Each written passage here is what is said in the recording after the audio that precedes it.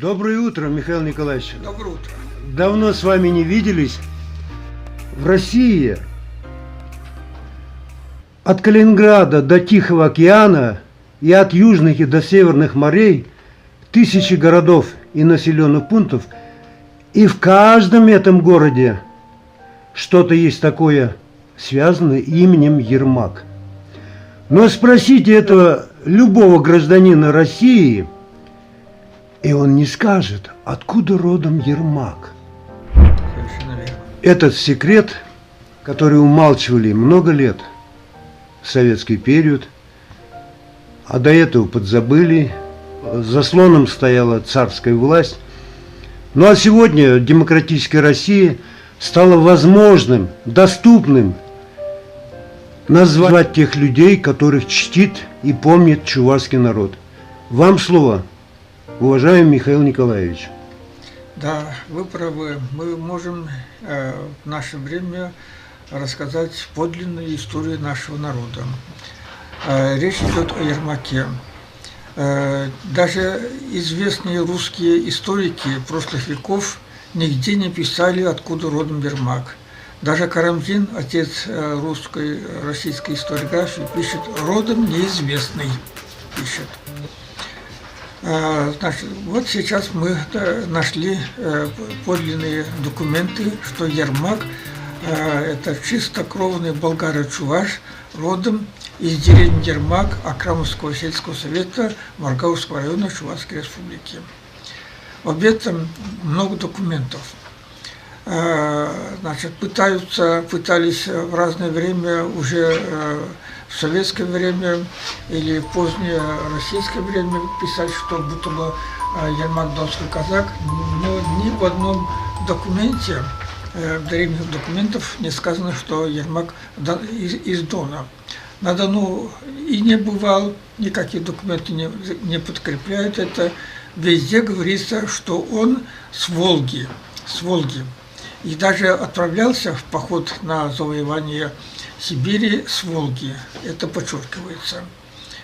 И потом, значит, я при поддержке казахских ученых, особенно Абдукадыря Даудбекова, я нашел книгу, документы. Книга эта создана 1680 года. Там подчеркивается, что Ермак волжский болгарин. Его имя что обозначает? Это там разъясняется ер, это значит по чисто, иногда в чисто чувашском варианте ар, это муж с большой буквы, рыцарь по-другому. А ак давали, значит, добавляли к именам, значит, своим детям известные болгары, гунно-болгары, это обозначало побеждающий. Дословно Ермак это побеждающий рыцарь, если переводим. В той же книге 1680 года эта книга называется «Тарих». Вот это мое исследование об Ермаке, так и называется «Болгаро-чувашский герой атаман Ермак». Эта книга недавно вышла, только что вышла. Вот здесь первая статья «Наш великий предоказачий атаман» я привожу.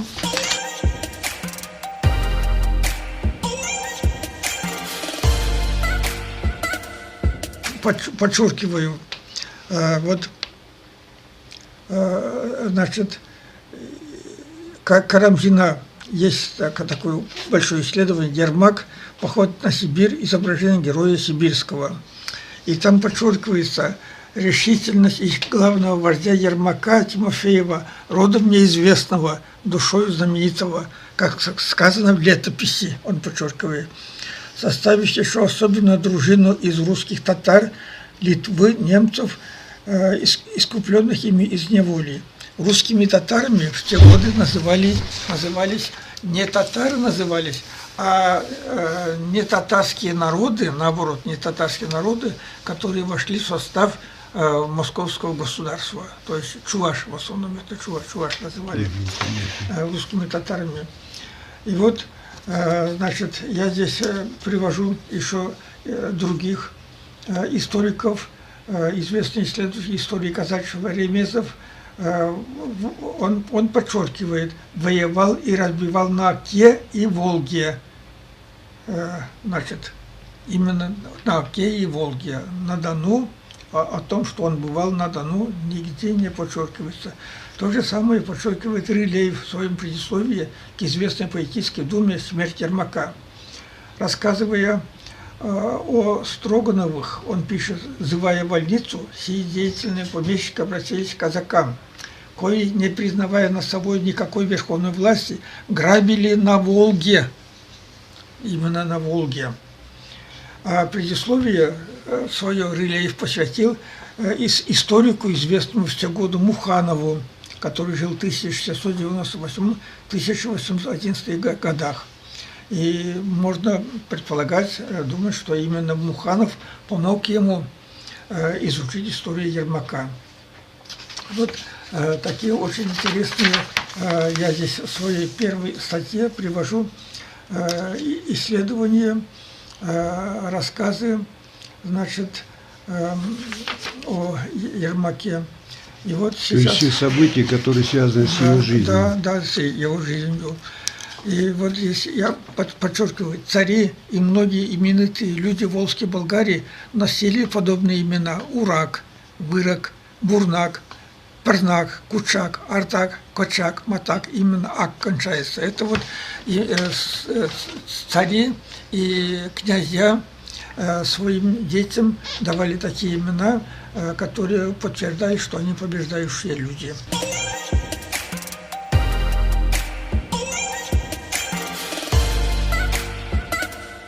Ак добавляли к своим именам, своим детей, именитые люди Волжской Болгарии. Впервые высказал такую мысль старейший наш ученый Андреев, Наум Андреевич Андреев, на Удмуртии. Вот. Я здесь привожу еще интересные документы из Крынникова, из книги «Ермаки и казаки». Геннадий Егорова, это чувашский историк. И вот здесь именно очень мне помог эта книга «Джахвар Тарихи» Бахши Имана. Свод булгарских летописей. Во втором томе рассказывается о Ермаке. Эта книга создана в 1680 году. Она сохранилась в переводе на русский язык, издана известным татарским исследователем Нурудиновым, значит, в Оренбурге. Первый том вышел, значит, в 1993 году, второй и третий том попозже, они изданы в 1994-1997 годах. Все эти книги... это исторические сведения. Это исторические исследования. Правда, некоторые историки не очень хотят признать, но все-таки, если по-настоящему смотреть, как историк на эти книги, эти книги содержат очень много исторических сведений, подлинные сведения. Согласен, сведения должны быть не вымышленные какие-то. Да. Вот здесь он подчеркивает, покоритель Сибирского ханства Ермак Тимофеевич был на самом деле булгаром, сыном казака Токмака, значит, из Волжской Болгарии. И в этой книге, особенно в этой книге подчеркивается, что казачество зародилось именно в Волжской Болгарии. Казак – это, значит, молодой человек, который поклялся не создавать семью, пока не совершит подвиг. Это первое. Второе, значит, значение служивый молодой феодал, то есть князь, мурза. Вот во всем этом рассказывается в этой книге. Это очень интересное исследование. И потом, вот, подумайте сами, значит, Ермак уходит на небольших лодках, скажем, с Волги до Иртыша. Ведь по пути несколько раз переправа из одной реки в другую. Этот путь известен был в те годы, 1580-е годы, думаете, донским казакам, которые живут где-то там очень далеко, нет, они, это известно было, эта дорога. То есть все пути дороги, они владели знаниями. Да, эти дороги известны были именно волжским болгарам, а потомки волжских болгар, подлинные потомки, это чуваши. Чуваши знали эту дорогу хорошо. И поэтому Ермаку это было, понятно было, как туда идти, где переход с одной реки, из одной реки в другую реку, все это ему было известно.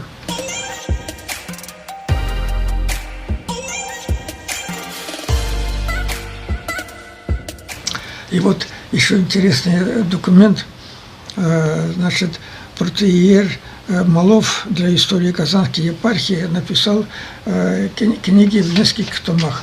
И вот в томе 18, которая типография Императорского университета в 1902 году, значит, издана «Служилые татары Ермак», тоже придется, это называет «Служилые татары». Это не именно словом татары, здесь, значит, рассказываются не татары, казанские татары сегодня, а народы Востока, которые перешли на сторону России. Много таких документов. И кроме...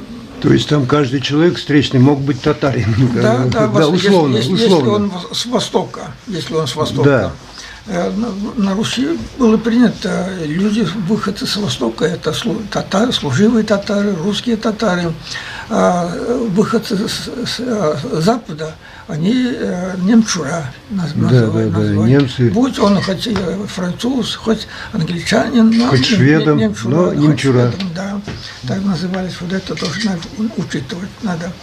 И вот я привожу здесь в этой книге высказывание нашего известного профессора Михаила Яковлевича Сироткина. Он читал нам лекцию, и у него книга очень интересная в те годы «Очерки дореволюционной чувашской литературы». В своих лекциях он часто нам рассказывал о казаках и Ермаке. Его слово, значит, казаков во время атаки, значит, они царим на кичку. И вот он так и говорил, казаки сохранили старинный боевой клич гуннов эпохи царя Аттилы, царим на кичку. Что это обозначало? Вот я пытаюсь понять, используя чувашские слова, очень трудно, но можно понять, что это, значит, атакует, значит, казаки до уничтожения врага. До уничтожения врага. Плен не брали. Да. Он вот так нам объяснял. Очень интересный. И вот заинтересуюсь этой нашим исследованием. Наш народ, такой же подвижник, талантливый чувашский скульптор Андрей Молоков вот обещает нам создать такой памятник. Такой памятник Ермаку. На самом деле это именно в характере настоящего атамана-казака. Мне кажется, вот в этом памятнике. Двумя мечами. Да, двумя саблями. Саблями. Сабли, да, они кривые, потому что. Они боролись, казаки, саблями. Сабли для чего нужны были? Во время атаки, скажем, крепости, они могли захватить врага, который скрывается за крепостной стеной или за деревом скрывается. Вот кривая сабля, она достает врага, и который прячется.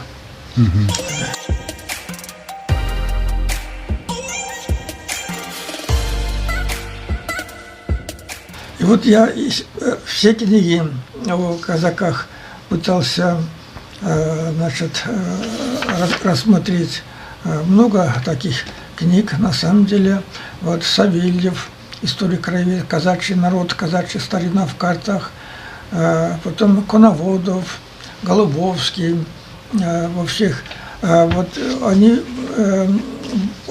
пишут в основном о казачестве эпохи уже Дона.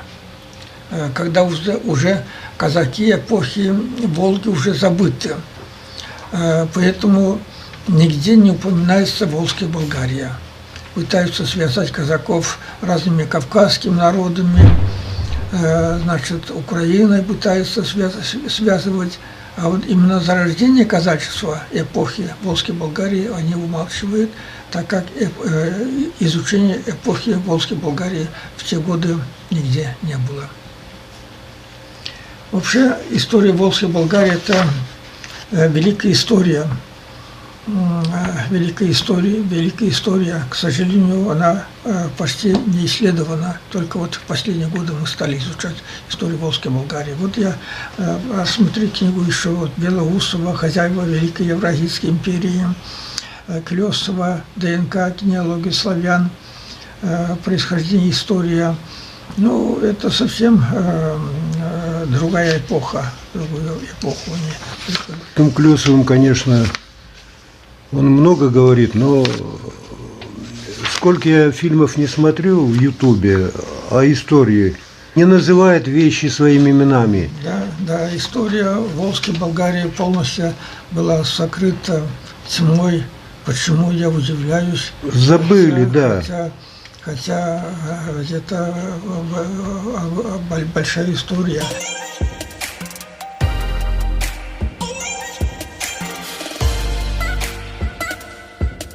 Вот я здесь в своей книге привожу приложения. Первое приложение – это Ермак Ялинде Пулдумар. Мы побывали в деревне Ермак в 1956 году. Мы студенты, когда стали слушать лекции профессора Сироткина, вот он впервые упомянул, что есть такая деревня, откуда предположительно Ермак.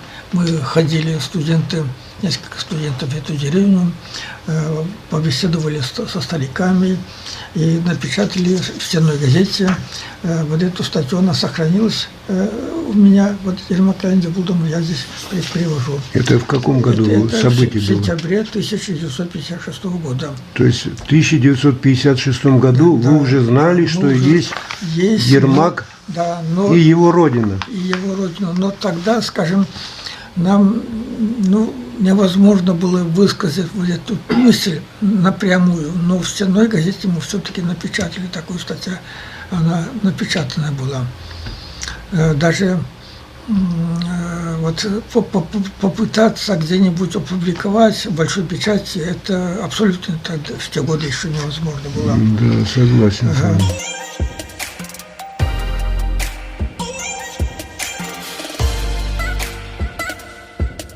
Вот привожу еще здесь Ермак, Чуваш Пашиназе, Ермак, сын царя, чувашского царя. Исторические предания, которые еще тоже в те же годы, в 1958 году, записал мой сокурсник, который ходил вместе со мной вот на родину Ермака, это Никифор Прокопьев. Впоследствии он был журналистом, работал в чувашском телевидении, родом сам он из этого Цивильского района. Вот он побывал в деревне Тушмажар и записал от предков Бадаевых, такая известная фамилия там, вот такую интересную историческое предание. Мы с ним, Никифором, дружили.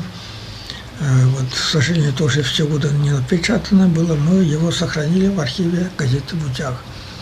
И интересные, вот я привожу здесь еще чувашские корни казачества, это из интернета я взял, тоже там пытаюсь объяснить, что такое казак и казачские корни.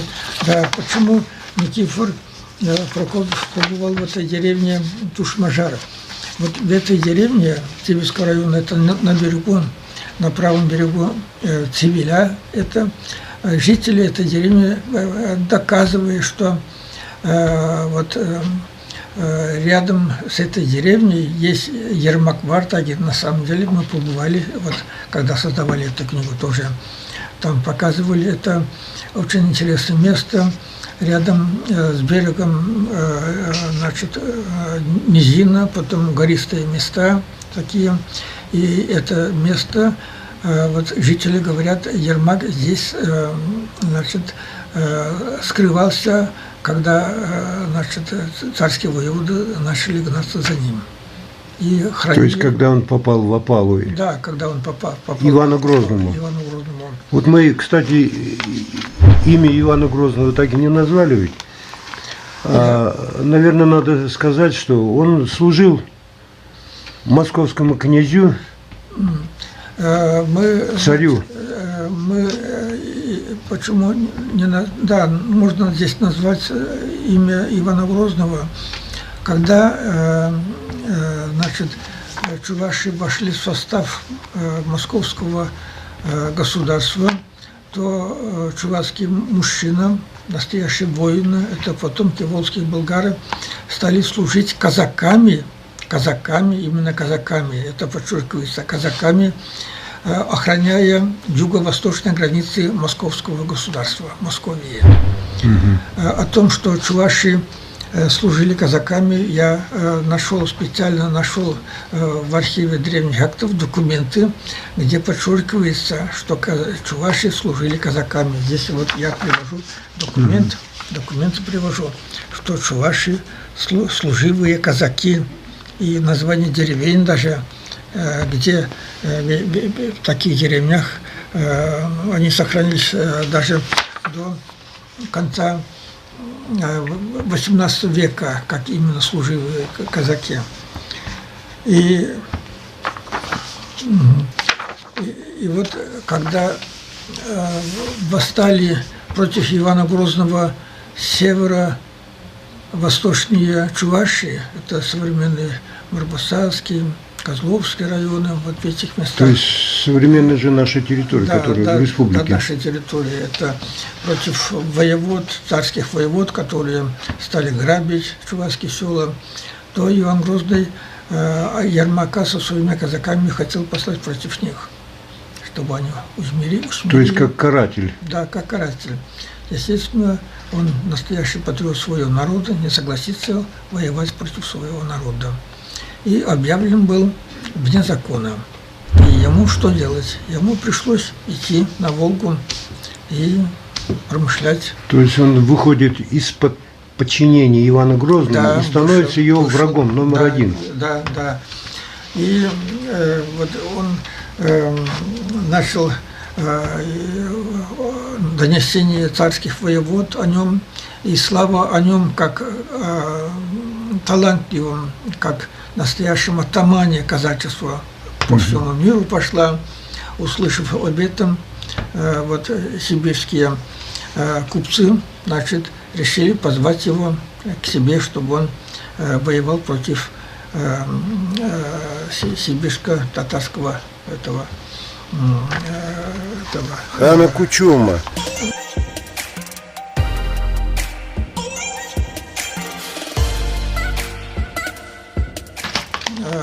Начал грабить царские корабли, царских воевод, царских купцов, и наши свои ограбленные, скажем, ограбленные или добытые богатства, вот он хранил, оказывается, около деревни Тушмажар, который место есть Ермак Варя. Вот здесь он и хранил свои добытые богатства. По рассказу вот этого Микулай Мути из рода Бадаевых. И вот здесь еще Виктор Оставнов, писатель, краевед, очень интересный. Впоследствии он даже написал роман «Ермак». Вот такой роман написал.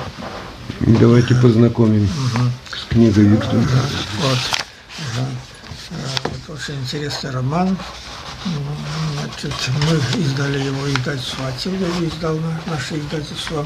Вот здесь я привожу его статью, небольшую статью, где он тоже доказывает.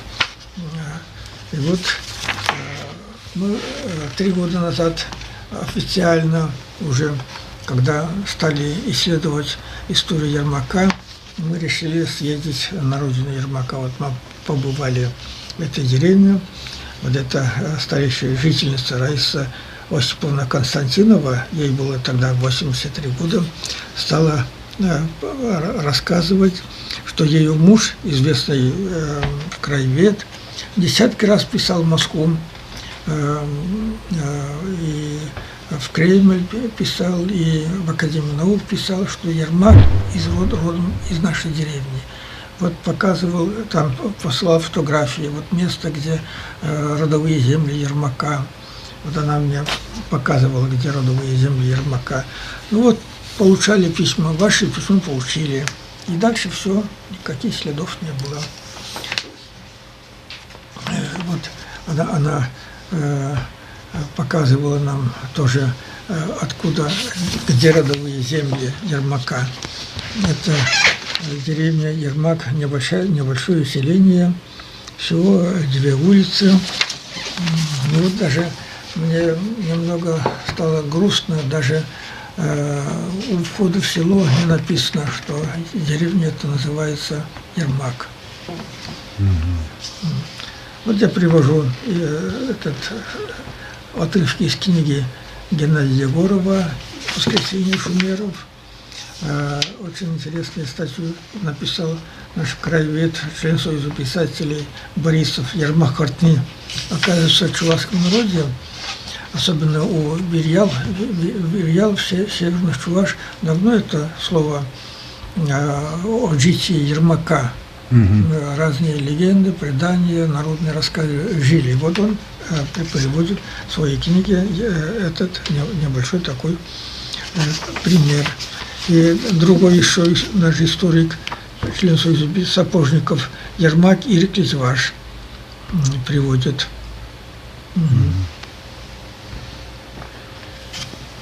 Ну, теперь вот книга-то так по объему так не такая уж большая, но в то же время это историческими событиями книжка полна. А какой тираж, количество? Ну, в наше время ведь издавать большим тиражом книги мы не можем. Мы издали книгу всего 100 000 тиражом издали. Все на свои деньги делается. Я к чему говорю? Вот после выхода нашей передачи в эфир, в Одноклассниках, в Ютубе, я думаю, что заинтересуются люди этой исторической правдой. Хочется, конечно, чтобы люди знали историческую правду. Но мы должны донести до зрителей это сведения. Вот я здесь привожу отрывки из статьи Байрамукова, профессора Карачаевского пединститута «Казаки. Кто они?» или Мурад Аджи, это известный тюрколог, из книги «Европа, тюрки, Великий Степ». Что интересно, даже самые такие поздние исследователи 19-18 веков везде подчеркивается, что казаки – это из тюркских народов.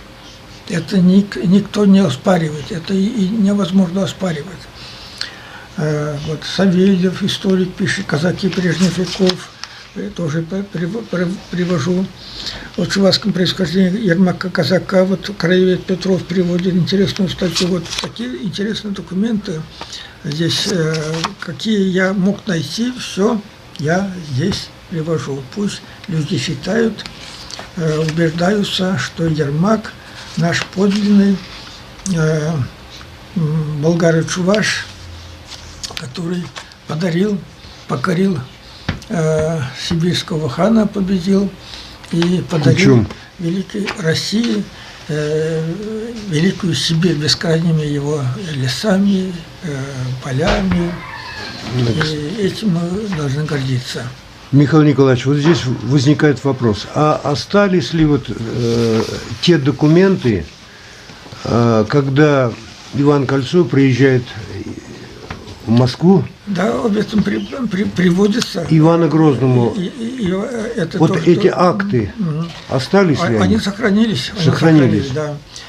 Тоже вот первые слова Ивана Кольца: атаман в суете, атаман победил. Чувашские слова. Иван Кольцо именно по-чувашски приветствует, радуясь победе атамана Ермака. Вот такие исследования. Очень много В общем, я пытался рассмотреть все возможные документы о Ермаке и исследовать, понять. Но ни один исследователь значит, не доказывает, что Ермак донской казак, что Ермак, ни один исследователь не опровергает, что Ермак родом с Волги, что Ермак болгар-чуваш, Ермак из тюркских народов.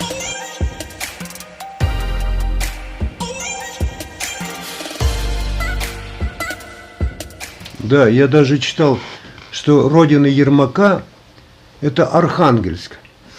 И сообразил, у Ермака же были войны, и после гибели Ермака, вождя своего, будем говорить, полка или отряда, воины-то ведь разошлись, видимо, по своим домам, после того, как Да, Сибирь да. отдали во владение московскому князю,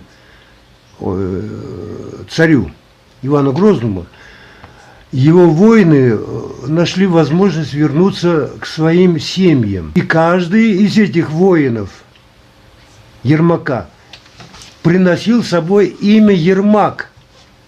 И он как бы становился, что он тоже Ермак.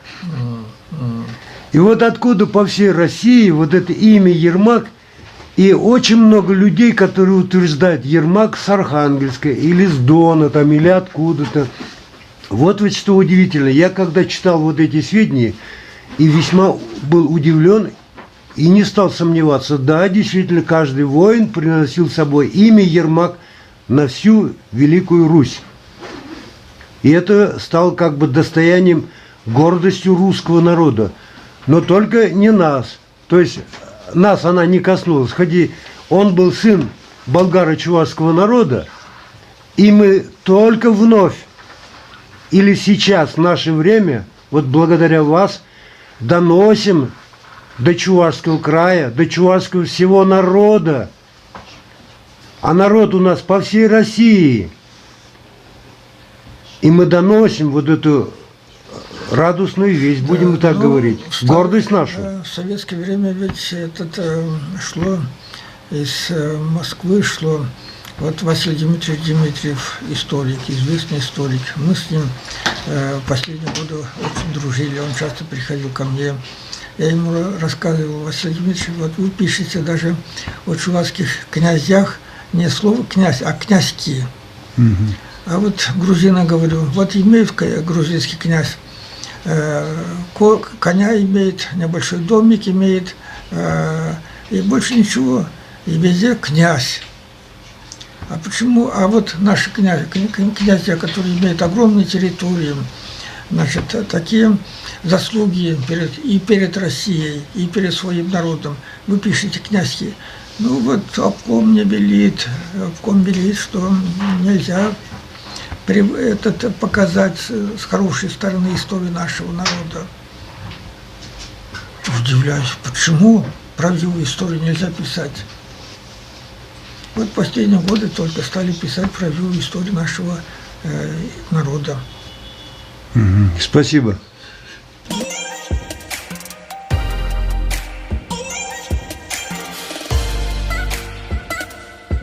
У вас, я вижу, на груди золотая звезда. Это орден Золотая звезда. Герой Святой Руси называется. За мои исследования эти. Ну, это казачеством, наверное, связано. Да? Казачеством связана тоже история казачества, исследования тоже. Это именно за мои исследования, за мои исторические труды данный орден. Это именно орден. Я получил этот орден под номером 72. Из писателей России всего 3 человека получили этот орден. Такой. Два писателя, это в Москве, они живут, а вот мне тоже удостоили такой. Это я горжусь этим орденом. Ну, очень приятно. Спасибо.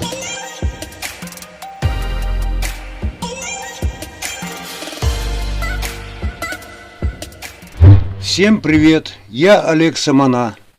Только что вы ознакомились в рассказе народного писателя Чуваши Михаила Николаевича Юхма с легендарной личностью, сыном болгаро-чувашского народа, атаманом Ермак Тимофеевичем. О том, что Ермак отсюда родом, я узнал недавно, и вот дождавшись, когда выйдет историческая книга, мы решили обнародовать этот факт истории нашего народа. Мы должны быть благодарны мудрому этому писателю Михаилу Юхме, который всю свою жизнь посвятил истории, изучению истории нашего народа. После записи интервью творческим коллективом решили выехать в деревню с одноименным названием Ермак. Далее, по предложению Виталия Романова, педагога, композитора, проехали к нему в деревню. История народа этой деревни за несколько столетий, еще в царское время, стала трагедией и завершилась гибелью многих его жителей. Но это уже другая история. И я непременно вернусь, и мы выпустим фильм.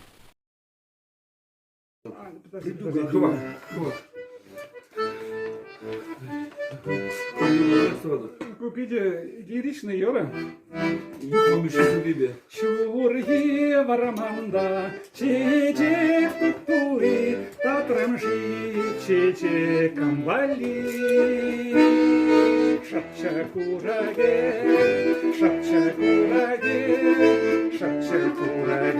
сангу. Шапча кураге, менжини буржима. Давай, все поем. Чурги вараманда, кая землю юрлаш, юраду, менжини кирпича. Шапча кураге, сангу. Шапча кураге, сангу. Сархере сеньюри, кайре таврана, исманза сандаман мапсана. Шапча кураге, сангу. Шапча